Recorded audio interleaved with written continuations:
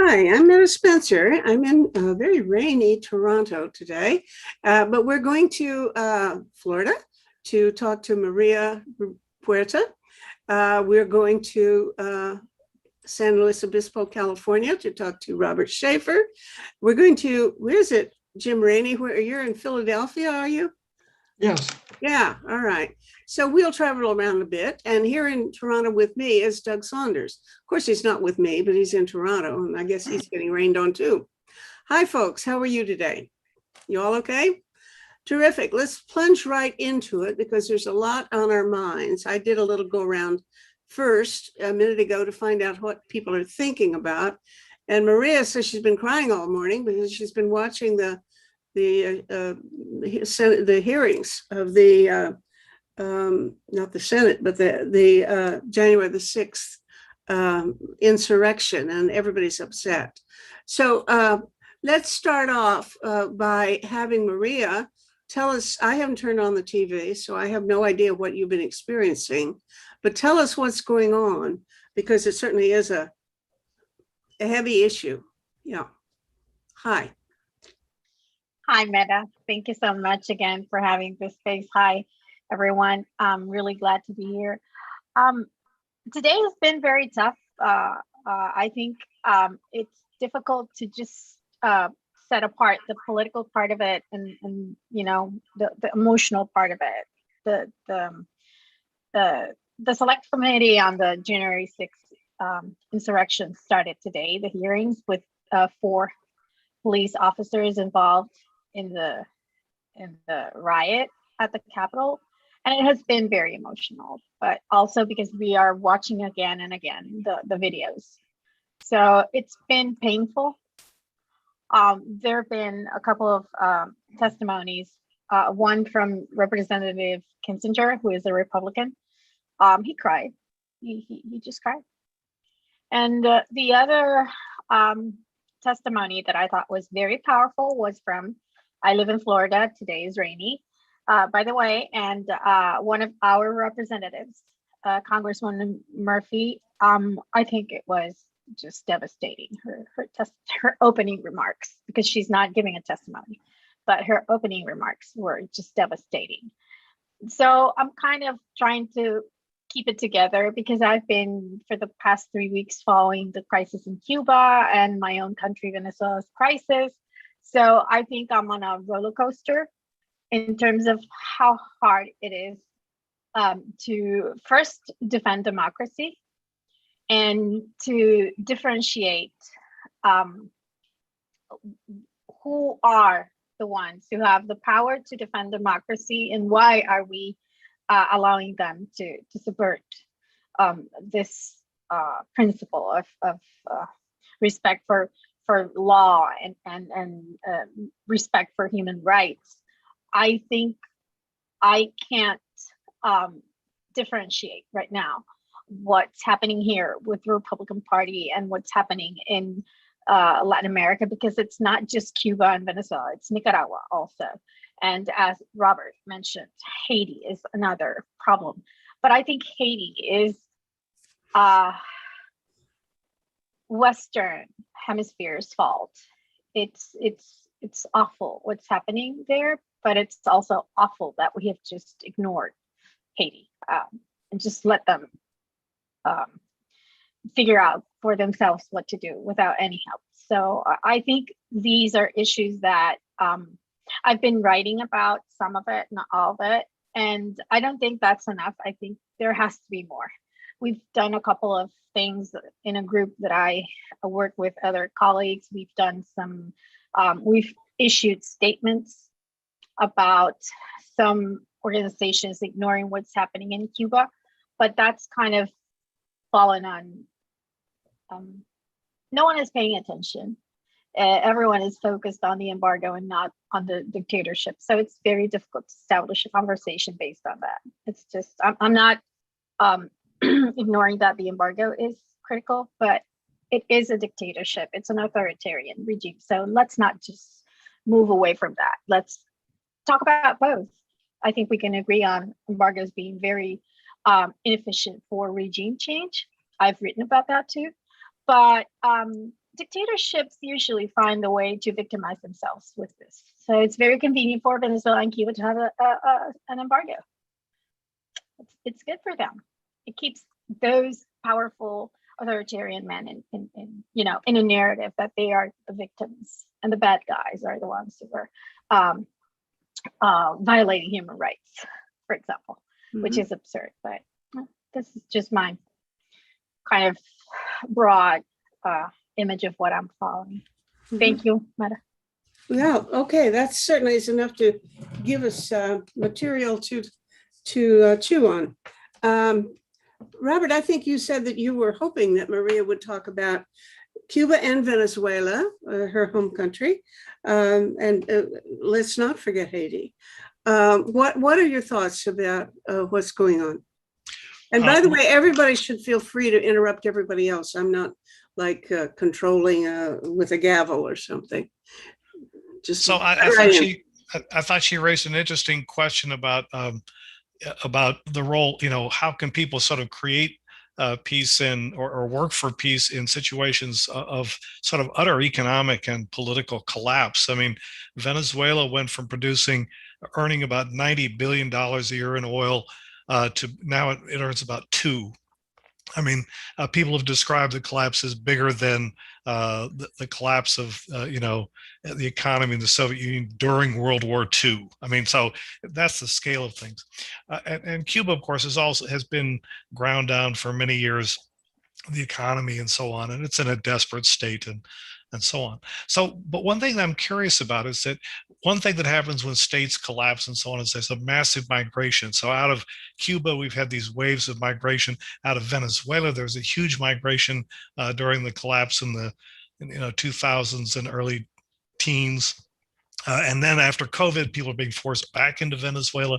And so there's these huge migratory diaspora expatriate communities, and they play very different political roles. I mean, in Cuba, the expats in the diaspora in Florida is notoriously anti-communist, hysterical, and they're unlike any other Hispanic immigrant population in the United States. So Puerto Ricans, for example, are not that way. the Puerto Ricans who live in the United States, nor are Mexicans or Central Americans in the West.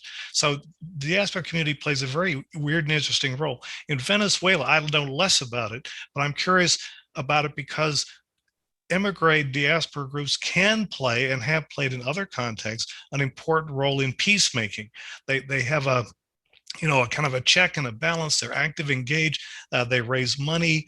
Sometimes it's bad stuff. I mean, some of remember the Cuban terrorist, right-wing terrorist organization, but sometimes, if you think about the role that diaspora community plays in Palestine, Israel, and so on, it's a very complicated thing. So I'm used as someone who's been intimately involved and know those different kind of diaspora communities. I'm curious what Maria thinks about the progressive role that that diaspora communities can play or are playing in defending democracy, promoting economic development, human rights, and so on. I'm sorry for being so long-winded about that. But. Thanks. Maria, you want me to go? Yeah, I think he's asking you a direct question. What about the diaspora? Yeah, I think it's very interesting because you've introduced something that we've discussed this before, Meta, right? Last year I had to write about the Venezuelan American diaspora here in Florida because they played a very important role in the election, just like the Cuban American electorate.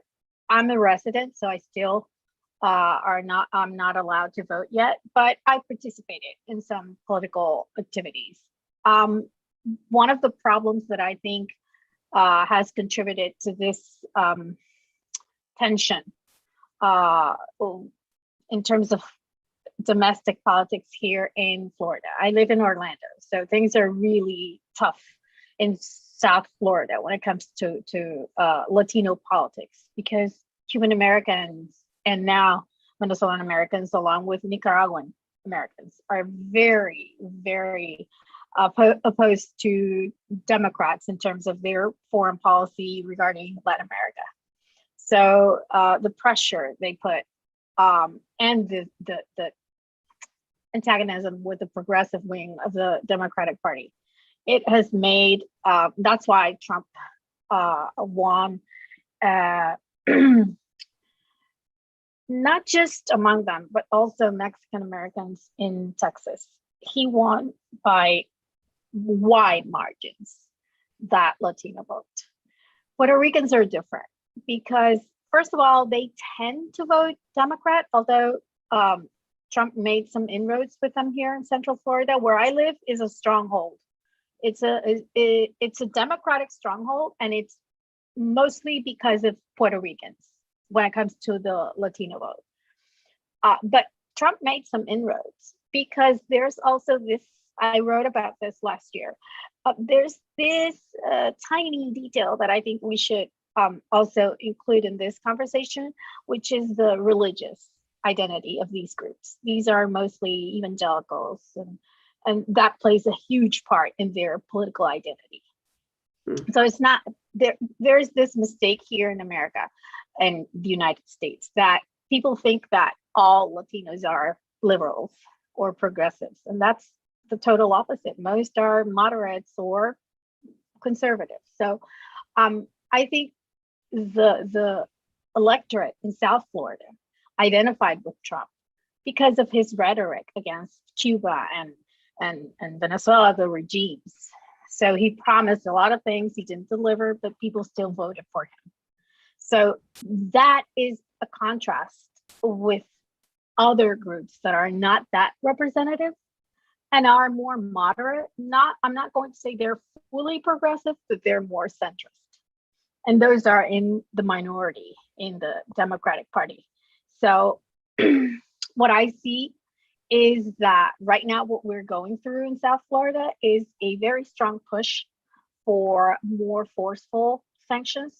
They're putting pressure on the Biden administration. So there is, I don't know what else they can do, because they basically used everything in the toolbox of sanctions against Venezuela. And because that's the other problem. It's not just Venezuela alone or Cuba alone. It's like both countries need to be treated with a certain policy that fits this narrative that whatever happens in Cuba is going to have an effect in Venezuela and vice versa. So I think that's important. So the Cuban American and Venezuelan American electorate in South Florida, they are very powerful. They fundraise for many House seats. So that's the other aspect of this. It's not just the presidency, the White House. It's also the Senate. It's the House. So this is really important because the Democratic Party lost 2 seats in this 2020 election. And for 2022, we're just expecting the House to be again on the Republican side. So, and the Mexican American vote is different. They tend to be more conservative. And that would explain why Trump did really good in the Texas border with Mexico. It was impressive even for him, because there's this notion that for some Latino electorate, it's not working for them to be identified as a minority. Many of them don't identify as Latino, they identify as white. So that has also played a role in this whole electoral debate about why Biden lost the Latino vote in these congressional districts. Why? And Why do they vote as? Why do they identify as white? And what does it mean if they do? I don't know the implication of that. because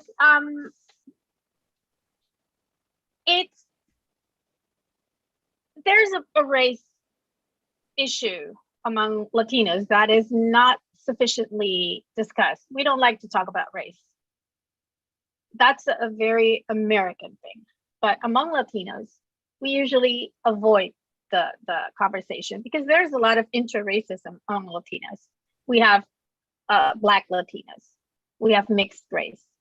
But we also have white Latinos who don't who don't identify as Latinos because they want to be considered what they are in terms of race.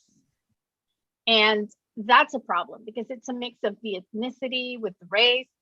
And well, are you saying that they would go so far as to identify what in any degree with these white supremacist neo-Nazi, thugs who are really the basis for, well, what you've been watching today, the January 6th event? Are you saying these white or self-styled white Latinos are anywhere near that kind of orientation? Well, I'll give you one example. The leader of the Proud Boys is a Cuban who is Black. And he's the leader of the Proud Boys. He's Black? A white supremacist group. Yeah, he's Black. Okay. He's Afro-Cuban. What does he say when questioned about this strange identity? No, I think he's white. Okay, sorry, I'm deflecting you from. I've seen that, and it's crazy, but it makes sense for them because they don't want to be treated like a minority. I'm going to share with you the article because I got a lot of criticism for that article. Really? And I'm afraid we, among Latinos, we are not convinced that we have to have this conversation about racism among Latinos. So what I've found, because there's a lot of Cuban American, Venezuelan Americans that are from European descent. So they are not mixed. It's true. But they are Latinos. And they don't appreciate the connotation of Latino as a minority. So they refuse to identify as Latinos because they don't want to be treated like they're less American than a full white Anglo-Saxon Christian American. So it's part of I'm framing it as part of the cultural assimilation. Maybe I'm wrong, but so far what I've found, there's a lot of whitening among Latinos. So I think we have to consider that when it comes to voting here. But I wanted to just quickly to close my response to Robert. It's about the migration. Yes, there's been a huge immigration, Cuban immigration in the US, but the Venezuelan migration is over the 5 million number. It's probably going to hit 6 million by next year. And we're spread all over the world, but mostly in South America. And it's taking a toll on those economies that are already hurt because of the pandemic. So we're going to have a crisis. We're already having a lot of Cubans and Venezuelans trying to cross the border illegally. I came in an airplane with a visa and plane ticket. And so there are so many differences between Venezuelans in terms of the ways they are leaving the country. I left the country because I had a conference here and I decided to stay after. But it's becoming overwhelming for the whole continent because Canada and the US, they receive migrants, but not as much as Colombia and other countries. So and about the oil collapse, it started when Hugo Chavez fired most of the industry. This is just a consequence of people blame Maduro, and I understand because he's the one who's showing face. But this started with Chavez. This is not only Maduro's fault. This is a political project, and that's what Chavez wanted. So he's just executing his political will. So that's my take. Thank you. Doug, you did a column a few weeks ago in the Globe and Mail about what the US should do vis-a-vis Cuba. Why don't you chime in? Yeah, I think one of the problems with both Democrats and Republicans is that when there is a mass uprising in a Latin American country, whether it's Cuba or Venezuela, they instinctively feel that the best response is to help, is to come in and support the protesters, sometimes with, in the case of Venezuela, with direct military intervention. And I think there's an inability in Washington to see how this is perceived and what the sort of perverse end effects of this are. I mean, I think you could legitimately say that Venezuela would be in a much better place now if American authorities had not decided to have it heavy-handedly come in, regardless of what the political orientation is of the diaspora community in the United States. And I think Maria speaks to an important, I think, aspect of this, is that the Cuban diaspora community and some of the Venezuelan diaspora community, I mean, a lot of Venezuelans living in the United States and in Canada see themselves as being refugees from Maduro and Chavez, and not just from the economic circumstances created by them.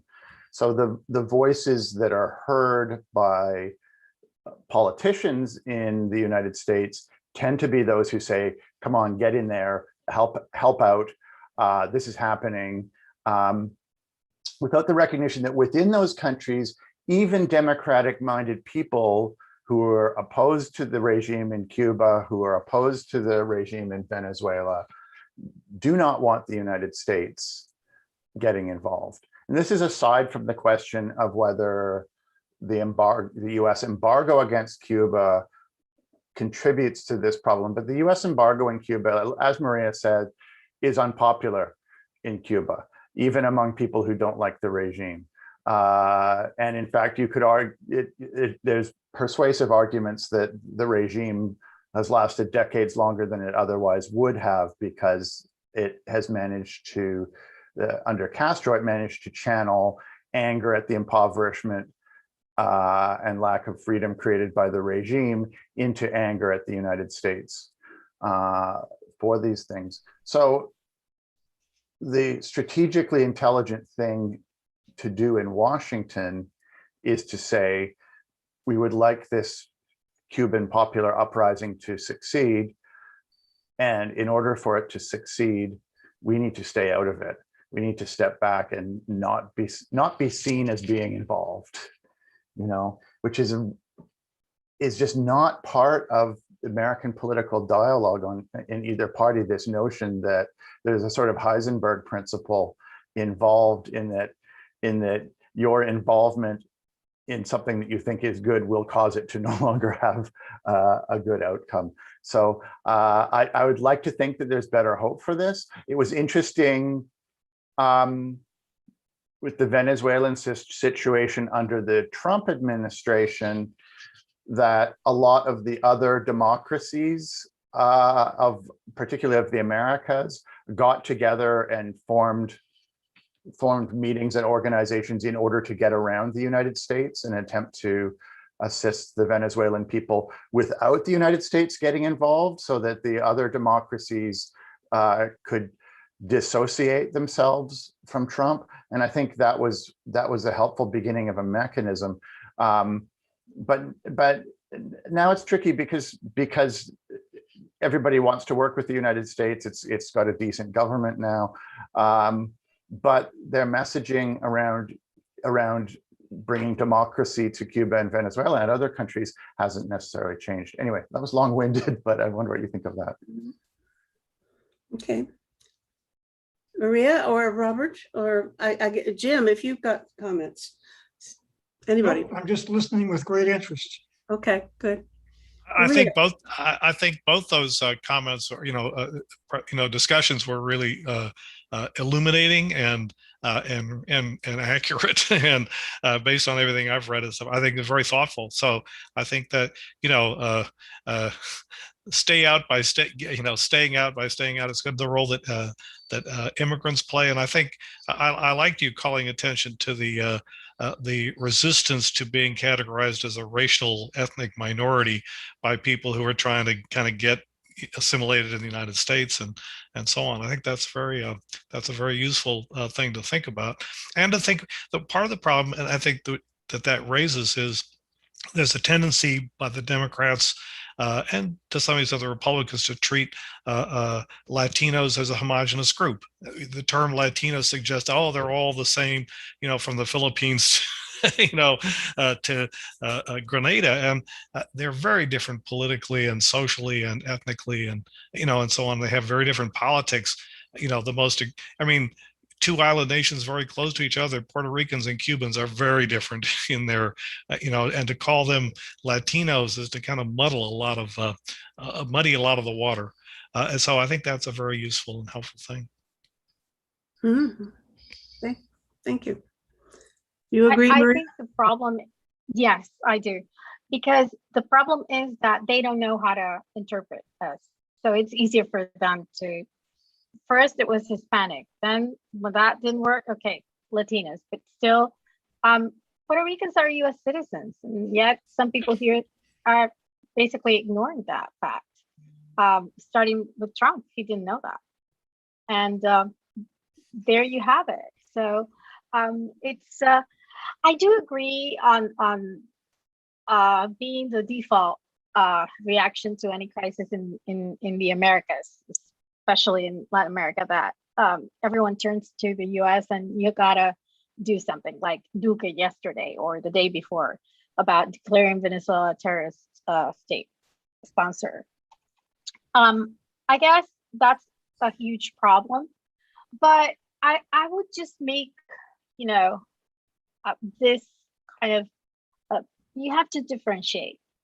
Trump was a very, he didn't know anything about, being president. So he didn't know much about politics, foreign policy.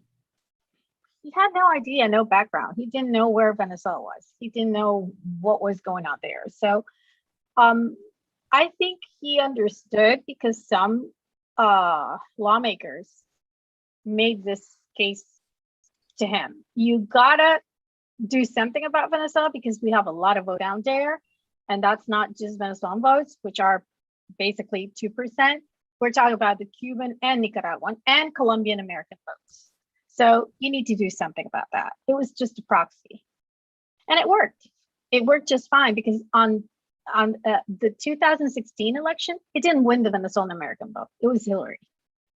And then he quickly turned that around. Now, the other thing is that Trump was never going to invade Venezuela. He knew that. He was pulling out from Iraq and Afghanistan. So why would you think he would really, that was part of my argument with those Venezuelans who supported him. They really, really thought he was going to invade Venezuela. That was ridiculous. He was never going to do that. And Biden, forget it. The Democrats will never do that.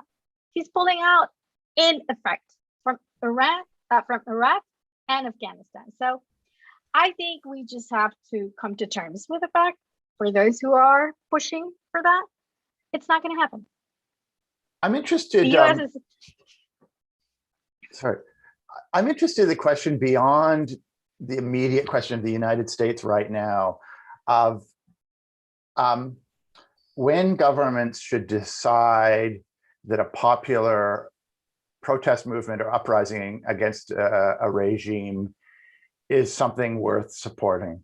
And I think, aside from the Americas, yesterday there was a de facto coup in Tunisia, in which the president suspended parliament and ousted the prime minister, which had a lot of support among the Tunisian diaspora, because the government is very unpopular. It has Islamist ties. It's not very nice.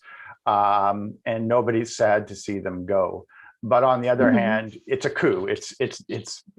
History says, it was a democratically elected government. So it was a coup is never a good thing. regardless how bad the government is. On the other side of the spectrum, you have the mass protests in Cuba, which nobody would call a democratically legitimate government, but it becomes a question of to what extent are the protesters representative of the population? If there is a democratic transition somehow, will this actually be the public? And in the middle, you have Venezuela, I think, where while you could say the Chavez regime was at least at first had democratic legitimacy, the Maduro regime is very questionable, and there's a legitimate case to be made that they were not a legitimate government, and that something needed to be done about that by the public. So aside from the question of whether the United States specifically should, but what's the point? What's the threshold where you say, okay, this protest movement is the legitimate voice of this country? Well, I have a thought about it, and it's not really about what criteria should be involved in making that decision objectively, but more how to understand the mentality of my peace-oriented friends. Peace workers are more susceptible than the average, I think, to thinking along the lines that Doug was apprehensive about. That is to say, if the U.S. is involved, that proves that whoever the U.S. supports has to be a bad policy, a bad regime, or a bad movement. And I see this with respect to Venezuela. I would probably guess, I don't really know, that the majority of my peace-minded activist friends in Canada would support Maduro. I just as in fact, most of my friends actually supported Fidel, which I don't understand that either. People who believe in democracy, et cetera, who know that he's a dictator, who was a dictator, they would agree, yeah, he's a dictator, but he's a good one.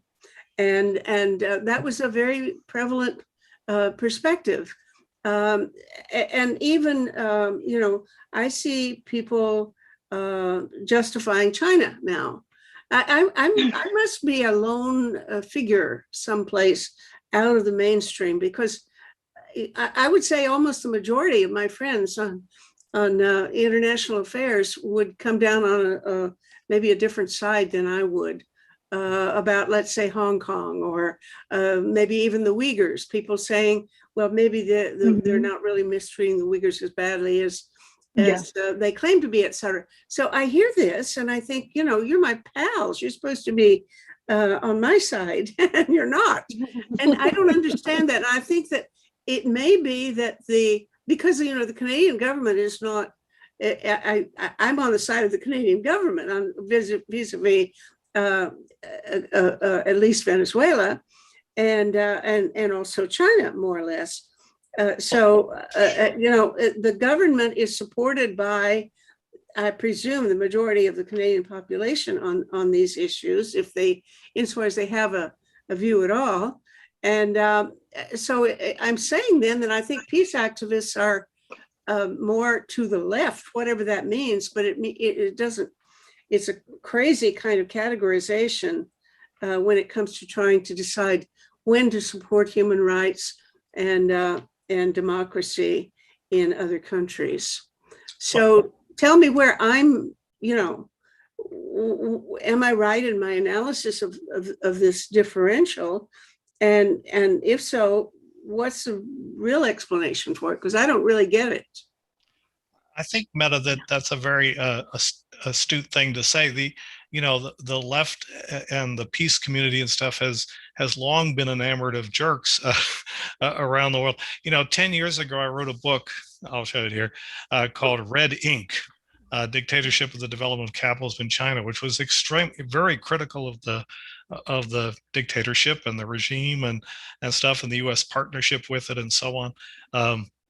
And the book was incredibly ignored and despised. It people wouldn't review it because the left community in the United States was very, Maoist in its orientation, sort of at a deep level, and they thought that the Maoist, the Cultural Revolution was an important and a revolutionary event instead of the reactionary, vulgar, keep the same people in power sort of movement that it was.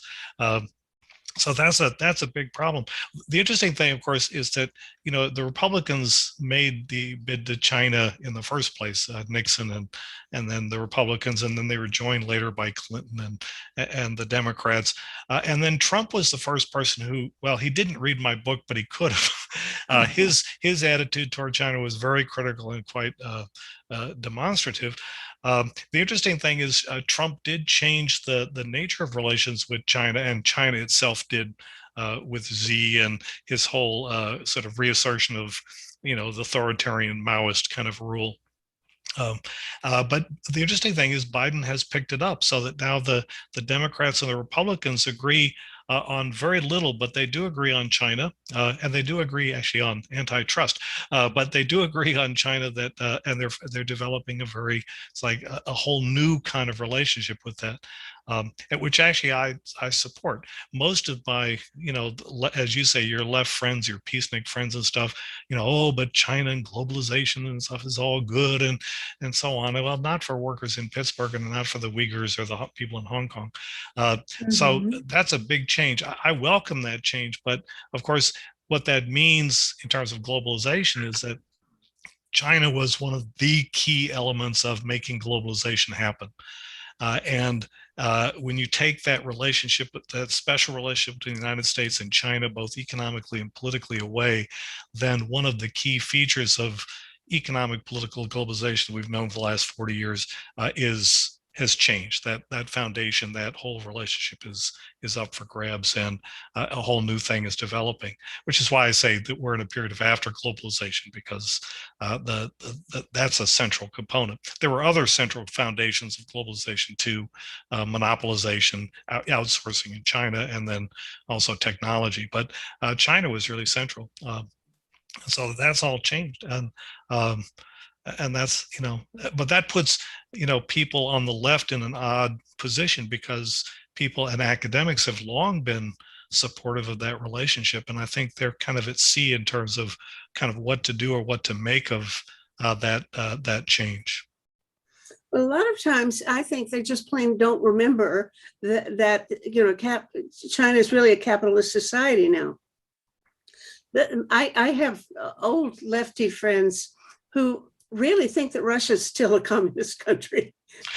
And that the reason and they accuse me of being anti-communist, and therefore that's the reason I'm critical of Putin is because I'm anti-communist. You figure that one out. Yeah, well, that's odd. I just bought your book, Robert, because I need to write something about China. Oh, good. About digital authoritarianism. So I hope it helps me. Yeah, this was 10 years ago, so it didn't have a lot of stuff on the digital, but it has, Yeah, but I need to write it for the background. I think it's going to be good for it. Oh, good. A sale. Hooray. Well, here, let's let you flog your new book, because you've got one in press now, which I even don't remember the title of. Yeah, okay. So the new book is called After Globalization, a Crisis and Disintegration. So that's where Venezuela comes in, and Africa and so on. Do you already have it on Amazon? Oh, so here it is. It's coming up. It'll be out in September. So it's Routledge. September. Okay. And I like this one. What it is basically is it's a look at the origins of globalization 40 years ago in basically 1980, and then its kind of rise, the various crises, the rise of China, and so on. And then it's economic crisis in the Great Recession, and then COVID, and the political response to it. So it looks at the political reaction to globalization, which also undermines and transforms the relationships, the Tea Party and Trump, but also Brexit in England and in Europe and so on. And situations in the former Soviet Union, the Middle East, and Africa. I don't say a lot about Latin America, but it kind of looks at that kind of total history. And the basic argument is that in the 1980s, for various reasons that were not understood at the time, the U.S. government made money available to Wall Street, and Wall Street began to boom from 700 in 1982 to 35,000 today. So that creates a stock price inflation. And the thing about stock price inflation is that, your stock prices are going up, but it puts enormous pressure on businesses to increase the bottom lines to keep up with the Dow Joneses. And if they can't keep up, they get fired. So they have to develop strategies to increase profits. And there's 3 ways to do that they found out. One is you monopolize like crazy and you abandon antitrust law. Second is you outsource, first to Mexico, then to other places. Then everybody goes to China. So China is central in the outsourcing thing. And the third is technology to increase productivity. And so the computer revolution is part of that, and developing new technologies to increase labor productivity. So those all have global ramifications. And so basically the US stock market became the capitalist engine of accumulation and global social change. And that works, except that the stock market crashes every 10 years and wipes people out, and destroys East Asia in the Southeast Asia in 1997, and Russia in 1998, and there's all this Mexico several times, this collateral damage and stuff, and then people moved to China even more so because other places do. Anyway, so you create these crises, then you have the Great Recession, and then you begin to get, which is a crisis of capitalism. I mean, nearly a heart attack, basically equivalent. And then you get a political response to it of people, both the left and the right. You have Bernie Sanders and the old anti-free trade people who met in Seattle in 1999. And you have the Tea Party people who hate anybody, taking their taxes for other things. Welfare chauvinism is what they call it in Europe. And you get the Brexit responses and so on. And those begin to challenge globalization, because the consequences for workers in the core countries of globalization outsourcing is, deindustrialization and poverty, and no increasing wages, and declining standards of living, and women going to work and trying to keep households together. Okay, so all that stuff is a real problem. So then it begins to break down, and then Trump, and then COVID, and so on. But what's interesting is that there's 2 kinds of anti-globalization. There's the anti-globalization to the right of Trump, the nationalists and stuff, and people in Europe, France first, Poland first, Hungary first. Kind of people. And then there's the left. The right in recent years has been more successful with Trump and the Tea Party and the Brexit folks and the conservatives and so on. But there is a left anti-globalization that, as I said, goes way back to the environmentalists and stuff. I wrote first about globalization and free trade in 1989 at Greenpeace. And then 10 years later, there's the Seattle thing. So I come out of kind of that environmental anti-globalization tradition. And they haven't done as well, but actually in the last election, Bernie Sanders and the left and stuff in the Democratic Party has become played an important role. And so the left anti-globalization is coming kind of more into its own. The left has many problems, but still, I think the left globalization is an important, anti-globalization is an important feature going forward. And I expect it to, do better in coming years than it did, say, between during the Trump years. So anyway, that's basically a brief discussion of the book.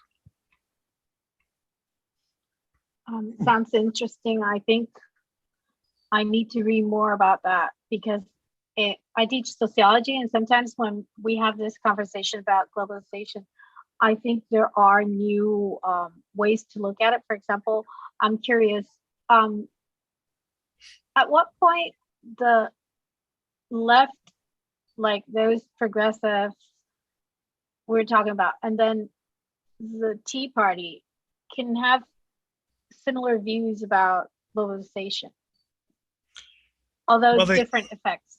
Well, they have very different reasons for being anti-globalization in some ways, but and their solutions to it are very different. The conservative, the Tea Party, Trump stuff is a protectionist, isolationist kind of nationalism, which has a long history, in terms of economic reactions to economic crises during the Great Depression and around the world. That was probably the common response to and kind of fascist leanings and that kind of thing. The left also has had responses to globalization, but their strategies are very different. And the main difference is that if you look at the difference between Occupy Wall Street and the Tea Party and Trump and stuff, is that Occupy Wall Street says we are the 99%. We believe in an inclusive movement to change the capitalism or democracy for a majority of people, so that it's not just Jeff Bezos and people going to Mars. It's like there's widespread sharing and moving forward. The Tea Party, on the other hand, say no. We want to make change, but for us. And we're maybe not the 1% or the 10%, but the 30 or 40%.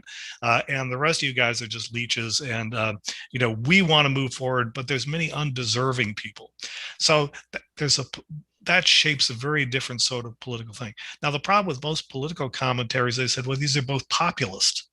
And they're just two sides of the same coin, the Janus face of, whatever. And I don't believe that for a minute. I think populism is an incredibly inaccurate depiction of political movements in the contemporary period. But that's, but Robert, I'm wondering, how do you set a sort of a balance between ameliorating the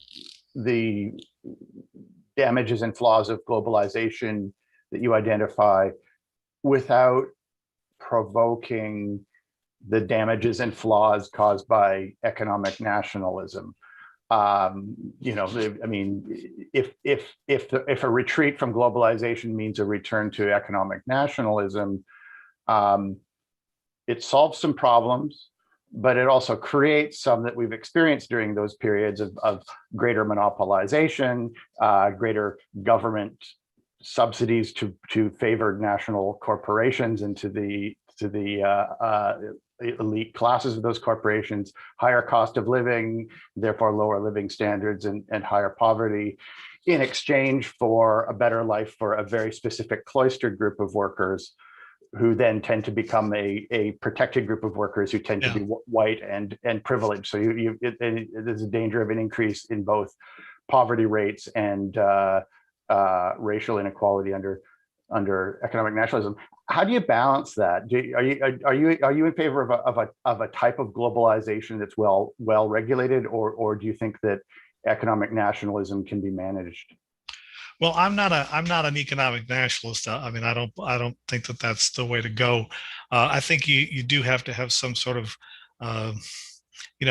balanced kind of approach to that. I mean, so for example, I mean, one of the biggest imbalances that's at the heart of the China upsurge and is at the heart of the conflict between the United States and the rest of the world and China, is that China, there is no level playing field when it comes to currencies, and China has its own protected currency, so it's it's a monetary nationalist, and if they played by the rules that other people played at, let's say the currencies are convertible and they're exchangeable and so on, and you can't manipulate them in the way that they do, then that would solve a lot of problems.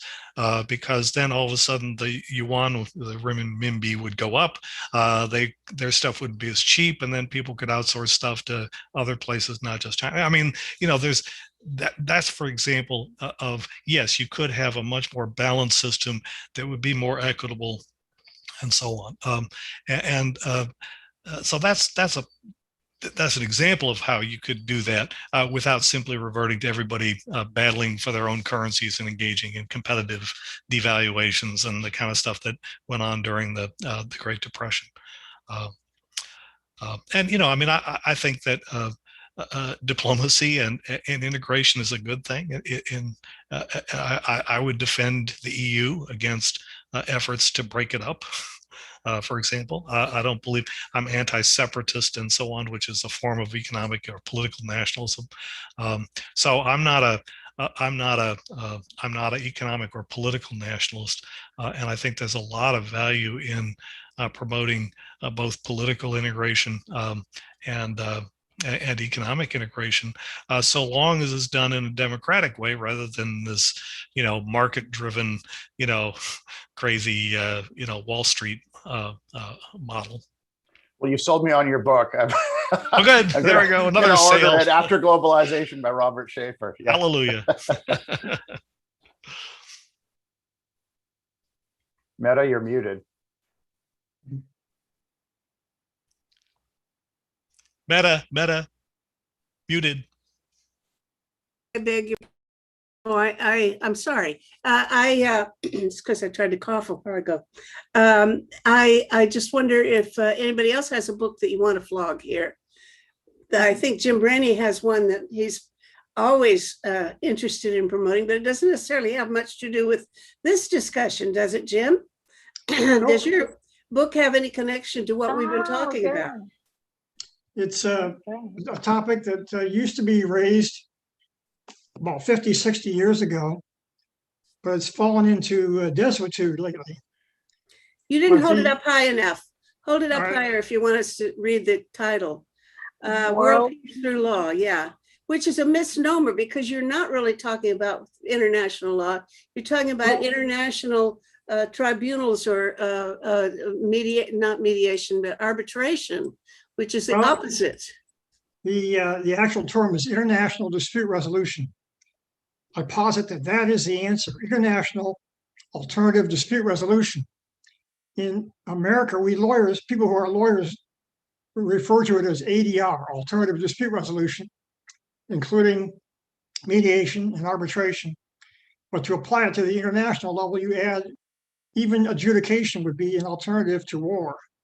And it used to be much discussed. It was proposed by Jeremy Bentham in 1789, by Teddy Roosevelt in 1910 in his speech where he accepted the Nobel Peace Prize. William Howard Taft thought it was the future promise of the world, and Dwight D. Eisenhower and JFK proposed in 1961. Well, look here, Jim. That's before we had enough international law to really propose much of anything else. I think it's really a contrast between international law on the sense that we've been trying to develop it and this arbitration approach. Now, if you were to try to apply it today to any current conflict, and any conflict, you pick one in the world now, and you try to imagine that both sides would accept the outcome of any kind of arbitration scheme that you would set up. I challenge you, because I don't think you can find a single case where you can say both sides would be willing to accept the outcome of any conceivable arbitrator that you might pick. Yeah, I discuss at length in chapter 10 of my book how world peace through law, the concept, might apply in the real world, both to past historical instances like World War I and World War II and the Cuban Missile Crisis, and to current pending conflicts. And it is true that it doesn't apply by its terms to civil wars, which are the most frequent kind of wars that we have nowadays. But some of the principles that are applicable, international dispute resolution, could apply, and it has been used in civil wars to solve them. Hundreds of them have been solved. Now, if you want to give me a specific example, it's true, not every country would be willing in the abstract to accept that, but you could start out with small pieces of this concept. Okay, take China and the US now. We've been talking about how China and the US are going to toe-to-toe more. How are you going to resolve that with arbitration? Well, it's already been applied down in the South Sea. There was a presentation made before the Permanent Court of Arbitration, which is a little bit different than what I'm talking about. But nevertheless, the Chinese, of course, did not accept it. They did not appear They did not accept the resulting decision. I think it was a 550-page decision, but the court or the arbitration panel found against China. What effect that will have, who knows? All I'm saying is that in the future, we need a world. We're either going to eventually apply international dispute resolution concepts, or we're going to end the world. In other words, either we're going to end all major wars, or humanity is doomed. And that means we need international alternative dispute resolution. International dispute resolution, I argue in my book, is actually a 4-stage process, starting with compulsory negotiation, which 2 historians have said probably would have solved World War I, would have prevented World War I. That might have been worth doing. Stage 2 is international compulsory mediation. If countries don't even have, the whole world does not have to agree with it. You could have just the US and the USSR, or US and Russia, agree to that. Because we hold over 90% of the nuclear weapons in the world, that would be incredibly significant. International mediation is the most important concept in the whole book. It would solve 98% of all conflicts, and it's not intrusive upon international sovereignty. The 2 countries just have to agree upon a mediator, and then the mediator has no power to bind either party, can merely make suggestions. In fact, what I argue in my book is that what's called advisory arbitration. Advisory arbitration is like you go through as if you're having an arbitration, and distinguished panelists reach a certain result, but it's not binding yet. But it would serve as a wonderful prelude to further mediation by somebody who could then point to this arbitration verdict as a pretty significant fact. That would work, I think, especially well in the international arena. It hasn't been applied much in the domestic courts. I do both arbitrations and mediations as an attorney. And each time I do that, it's like an example of how this might work at the international level. And again, it's been proposed by 5 prior American presidents, 4 of them Republicans. So it's not a real pie in the sky, crazy notion. It's not something that we have to wait for pacifism to suddenly solve all our problems, or world federalism to solve all our problems. It could be adopted, or at least portions of it could be adopted immediately. Okay, I mean, it'd be nice if people were close enough to sharing the same values that they could actually agree that, yeah, you pick this guy to be the mediator or this arbitrator, and I'll take his word for it. But I don't think that happens very often. I think, especially in situations where people really have very contradictory positions, that it would be extremely difficult to find somebody that both sides would accept.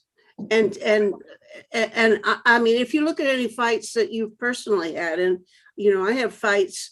I have one going on now that I can't imagine any mediator who's going to be able to solve it just because we're so far apart. So if that's the reality, it's a beautiful idea, but I don't,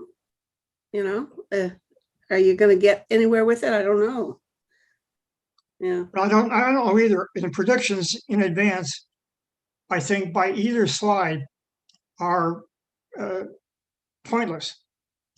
It is true, you've made some very perceptive critiques of the basic concept as to whether people would be willing to accept it.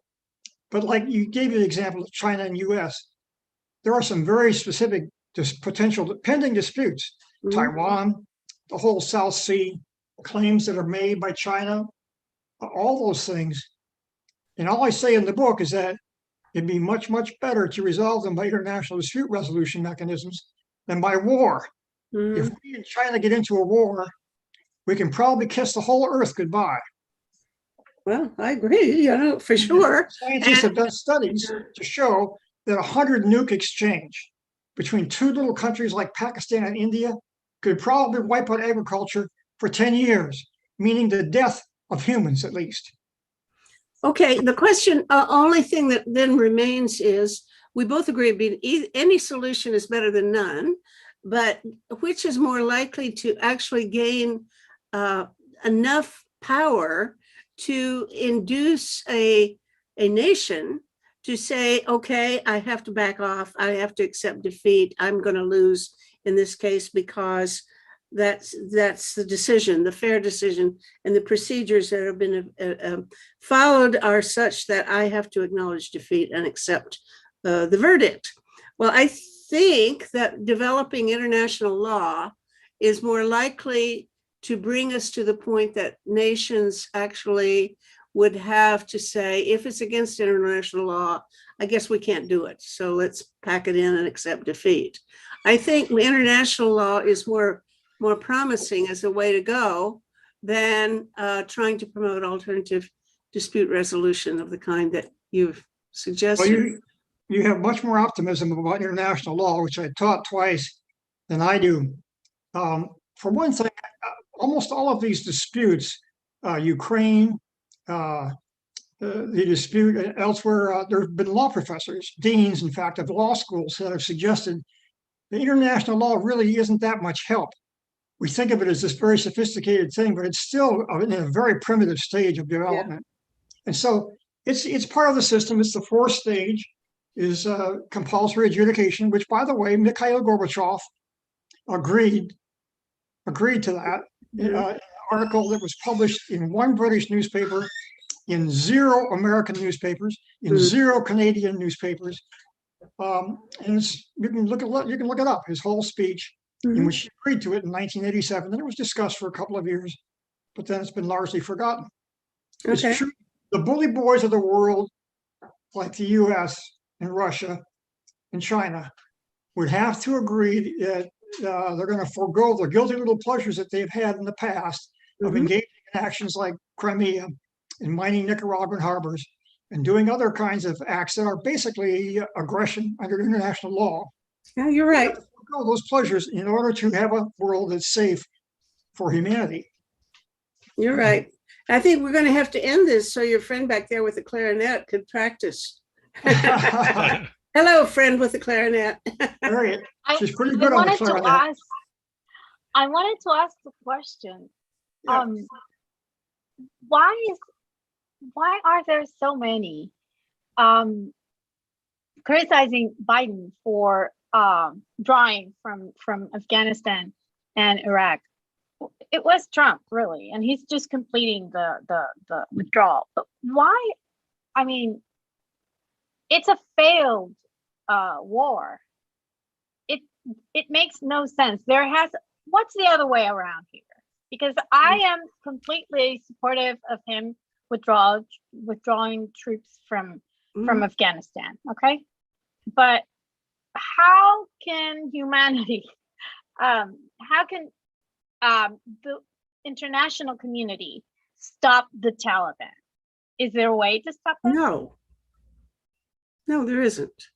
Robert, do you think there is? I think the Taliban has its limits, and there are people in Afghanistan who fought them successfully in the first phase and may well do so again now. I mean, the Taliban never actually took over all of Afghanistan, so I doubt they'll be able to do it again. But so that's the the internal opposition to the Taliban will exist, I think, which means the war there will go on as a civil war for a long time.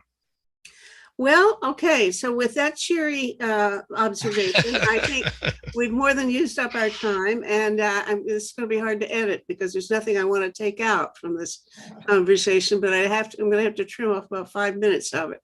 So it's been fun, and I'm delighted that you guys have been with me today. And so I'm going to say goodbye. Have a good weekend. Thanks so much. Nice meeting you all. Bye.